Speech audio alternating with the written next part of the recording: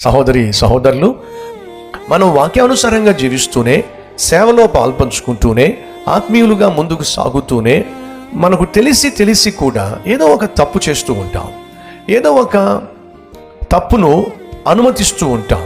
దేవుని చిత్తము కాని వ్యక్తిని, దేవునికి ఇష్టం లేని ఒక అలవాటును, దేవుడు వద్దు అని చెప్పిన దానిని మనతో పాటు రాణిస్తూ ఉంటాం, మనతో పాటు ఉండనిస్తూ ఉంటాం. బహుశా ఇది ఈరోజు నీ జీవితంలో జరుగుతుందేమో. ఒకసారి ఆలోచించు. నువ్వు ఆత్మీయుడివి, వాక్యానుసారంగా జీవించాలి అని ఆశపడుతున్నావు, దేవుని యొక్క ఆశీర్వాదాలు అనుభవించాలి అని నువ్వు కోరుతున్నావు. బాగుంది. కానీ నీ జీవితంలో ఎవరో ఒకరు నీతో ఉండకూడని వారిని ఉండనిస్తున్నావు, నీతో పాటు రానివ్వకూడని వారిని రాణిస్తున్నావు. నువ్వు చేయకూడని పని ఏదో చేస్తున్నావు, నీ జీవితంలో జరగకూడని దానిని జరిగిస్తున్నావు. అది నీకు తెలుసో తప్పు అని, అయినా చేస్తున్నావు. అతనితో బంధము, సంబంధము, బాంధవ్యము, బంధుత్వము తప్పు నీకు తెలుసు, అయినా ఉండనిస్తున్నావు. సహోదరి సహోదరులు, ప్రమాదం. అది నీకు క్షేమం కాదు.